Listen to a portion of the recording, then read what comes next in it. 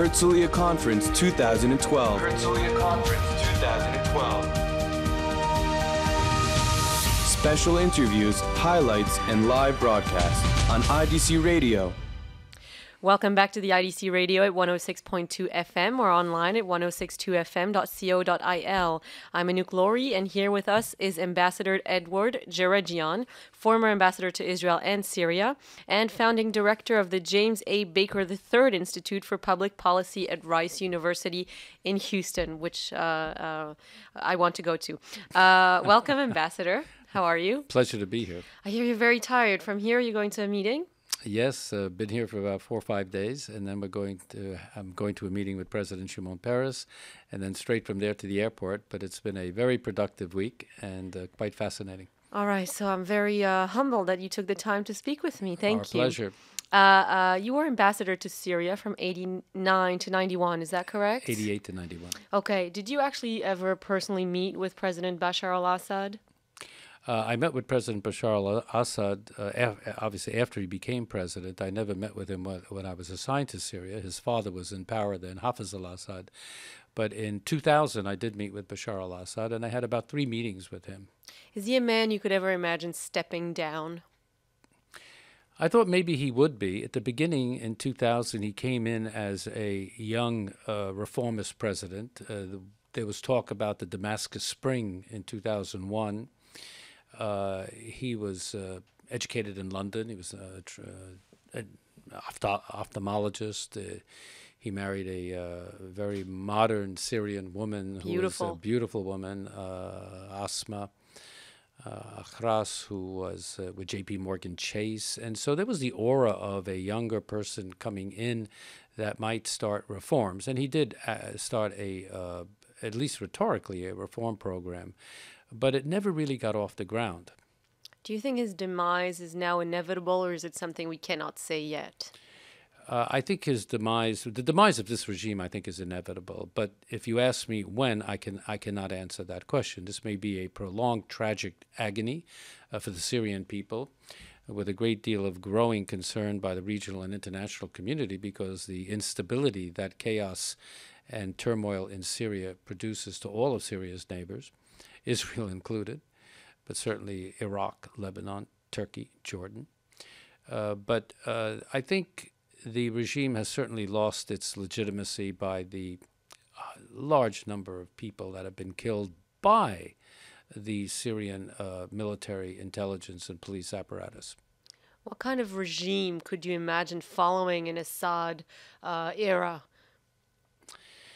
That's a difficult question. One could only hope that the multi-confessional glue that has been Syria for decades and decades, by that I mean the multi-confessional coexistence of Sunnis and Shia and Alawites and Christians and Druze and Kurds, and even at a point the Jewish community there, which is now down to virtually nothing.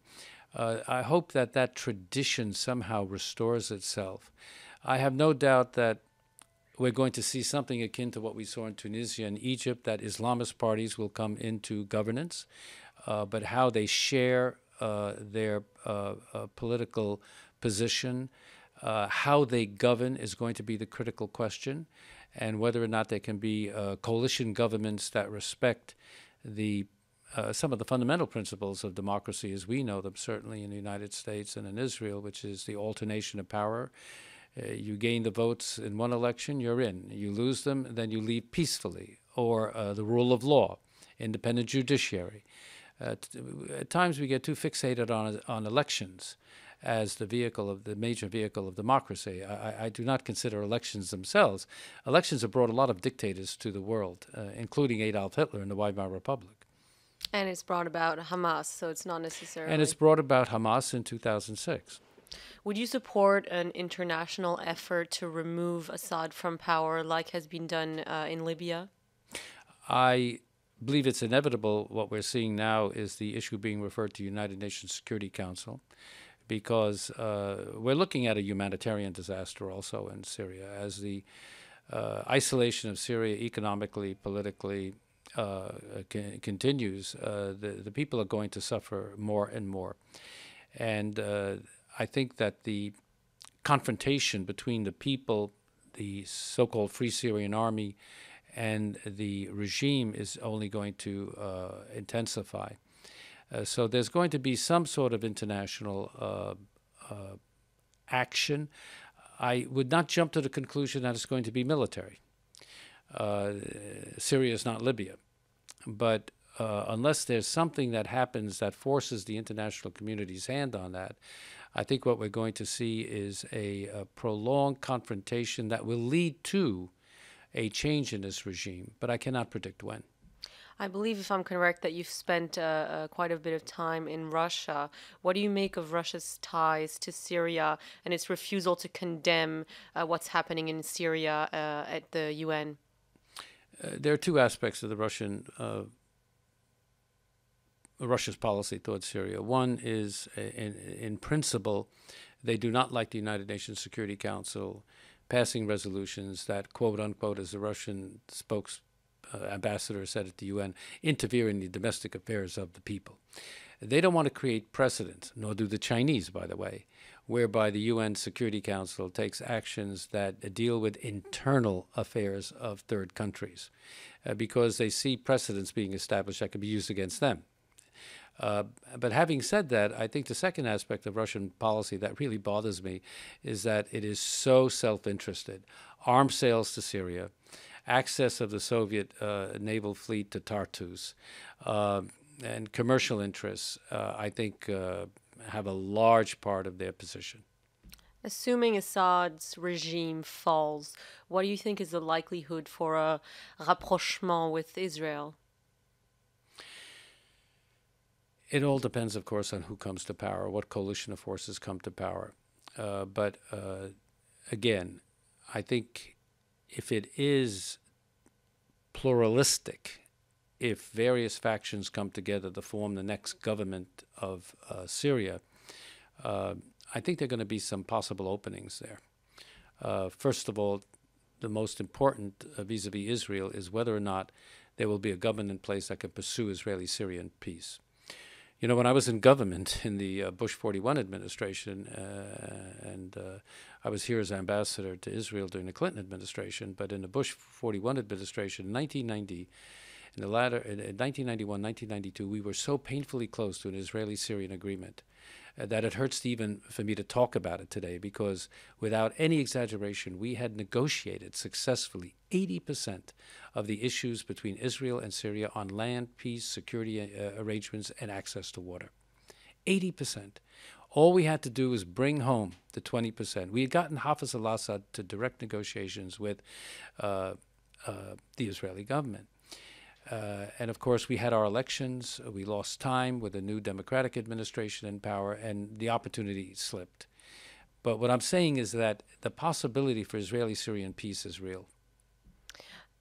If Bashar al-Assad does fall, what are the repercussions for Hezbollah, Iran, and the main coalitions that Syria has created between itself and Lebanon, and Hezbollah on one side and Iran on the other side?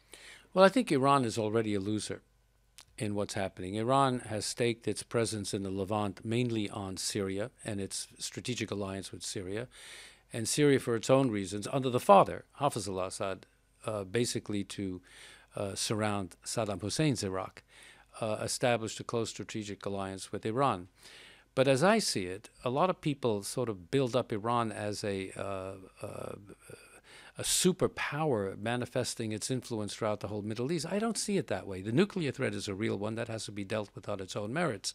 But I see Iran already as a loser because it has staked its position in the Levant on Syria. Syria is floundering. This regime is floundering. And I don't foresee a successor regime that will have the same strategic relationship with Iran, especially if it's more dominated by Sunnis, Muslims, than an Alawite sect. I think there are structural differences that will take place. Also, Hezbollah is much more weakened because with the chaos in Syria and the diminishing of Iranian influence in Syria, Hezbollah's access to arms and financial and all other sorts of support that it got through Syria as a transit point is already in jeopardy. So already I see that Iranian influence as it impacts on Syria and Lebanon is weakening. I just want to take 2 minutes to get your impression of U.S.-Israeli relations as a former ambassador to Israel. Do you think that Israel and U.S. relations have ever been this frosty?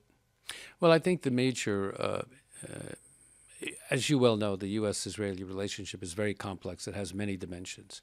If I look at the U.S.-Israeli security arrangement now under the Obama administration, it's never been stronger.